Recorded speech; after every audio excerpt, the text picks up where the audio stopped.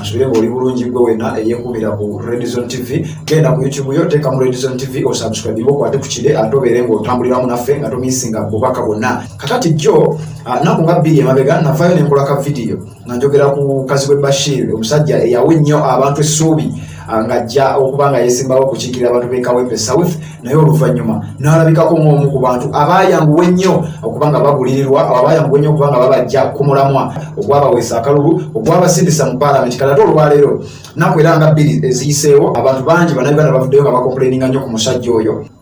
bamuyita Lwanga Jime ng'omusajja ono akiikirira abantu banjeru municipality mu parliament ono naye nga y'omu ku bantu abajja ne bawe nnyo essuubi kubanga bwe yajjayo enjeru yali wa NRM era y'omu ku bantu abakuba abasajja ba NRM ab'amaanyi n'ababaka ab'enjawulo abagira ku kadi ya NUP kakati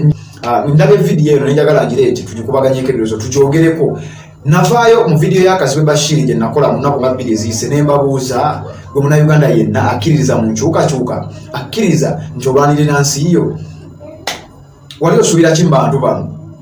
kubanga ennaku ezisinga ntera okuvaayo era ku channel yennyini ya Redison TV wansi vidiyo eziri wansi awo zizekuleetera revolutions ez'enjawulo badictators engeri gye bazze bagibwako nakuleetera ekyali e Yemen nenkuleetera ekyali mu ggwanga lya Sri Lanka nenkuleetera ekyali mu ggwanga erya Tunisia nenkuleetera ekyali mu ggwanga lya Malawi ekyo nakyo nakikuwadde olunaku lw'eggulo so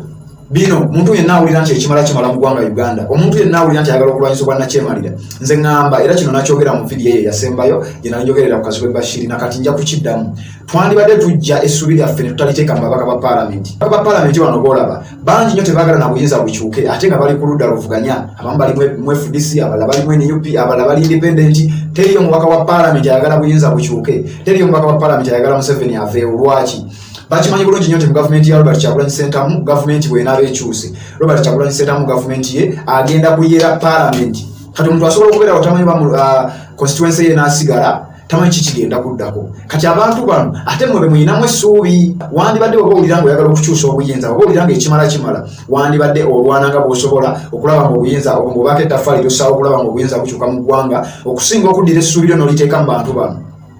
njagadde twogere ku vidiyo eno naye njagala owuliriza ebigambo by'omusajja ono byayogedde ebifaananyi bituufu nasisinkana Jeno Muhoozi Kainerugaba wiiki ng'emu emabega wamu ne babaka bannanga abalala n'emikwano gyaffe abalala ne tubaako bye twogera era nga okusingira ddala essira lyali ku bintu era ne muganda wange Paulo Musooke gwe najjayo yali ku tiketi ya NRM oba yali mu kibiina kya NRM so NRM ezeesuubiza abantu banjeru ebintu bingi okugeza President Museveni yasuubiza essomero lya vocational training in memory of the late Chitaka was one of our opinion leaders yafa so president bwe yajja okumuziika n'asuubiza nti agenda kutuwa vocational training school in memory of Chitaka kuba Chitaka yali yamutika olubengo sometime back mu 1996 campaigns. Second to that, President Museveni bwe yajjeeyo ng'aggulawo Bujagari Dam which is in Njeri municipality in Wakisi division yasuubiza abantu nti daamu eyo egenda kubawa amasannyalaze mu byalo byonna ebyanjero. Parliament ekulibwa Honorable Anita Among, the Right Honorable Speaker wa NRM. Deputy we Honorable Samath Tayebwa naye wa NRM. Because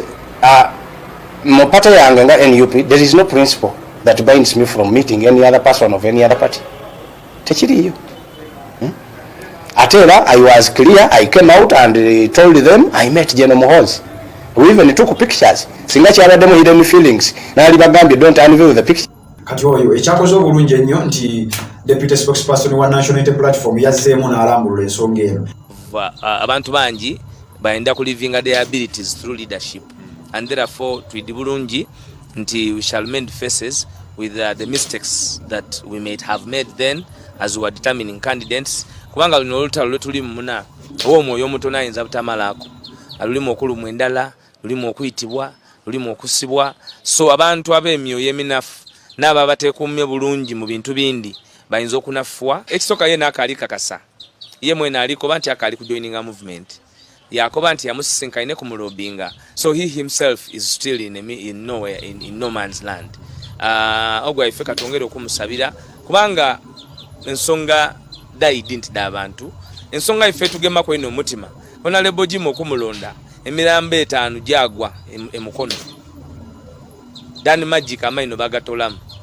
His Excellency Robert Chagu ekirayiro ekibalobera okukolera Museveni okolagana n'abakolagana ni Museveni okozesebwa Museveni okuyamba ku Museveni okufutubala ku bana Uganda so tusobola kuba ate ife ababa kubisa ekirayiro ekyo ate batwebuzizaako kubanga ekyakidi nti hadithi ya NUP titusemberera Museveni tulobye entesaganya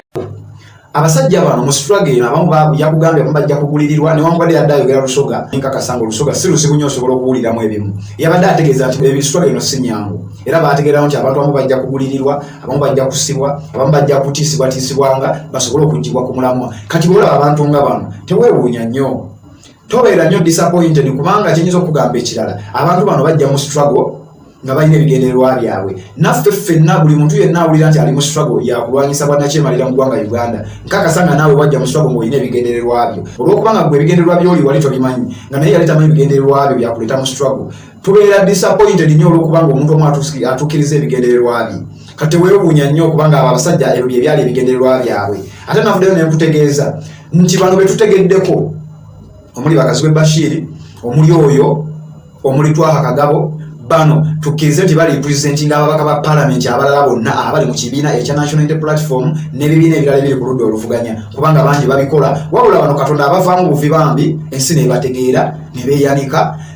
ne bajja mu kamera batandika okwekaza naye nga baba baswadde twansonga bakikola tebamanyi mu kusooka nti ensi enaategeerekeka ate nga Kazigwe Bashir we yavaayo n'akugamba nga tannayonooneka nti dictator amaking sure nti olabika era amaking sure nti abantu bategeera nti walidde so kati kyenyinza okugamba bano abasajja babanga bavuddeyo ne bakola ebintu nga bino twandibadde tetubeera nnyo disappointed twandibadde tetwewuunya kubanga bukkiriza nti kati oyo tewamanya bumanya nti kyekyali ekigendererwa kye ekyamuleeta mu struggle era yakituukiriza kati gwe ekigendererwa kye ekyakuleeta mu struggle ekiba nga kyakujjako nakyemalira gwe sigala ku mulamwago sigala ng'ogoba ekigendererwa kyo paka nakyemalira wonaamuggjako abamfuna bulungi nnyo kati ono ye yatuukiriza ekigendererwa kye Kazigwe Bashir yatuukiriza ekigendererwa kye Twaha Kagabo yatuukiriza ekigendererwa kye ate ababaka abalala bangi ebintu bino babikola emabega behind the cameras tetubamanya bumanya bano Katonda abavaamu buvi ensi ne bategeera naye nga bangi bali ku kadi NUP bangi bali ku ludda luvuganya era boogera ebigambo bingi nnyo naye nga nabo bavaayo ne bakola ebintu bwebiti Katonda akyababiseeko bisikasubi nti ensi tennabamanya era bw'obanga oli disappointed ku babaka nga bano ogenda beera disappointed nnyo kubanga nze njagala nsinzire wano nkugambe ababaka ba parliament abali ku ludda oluvuganya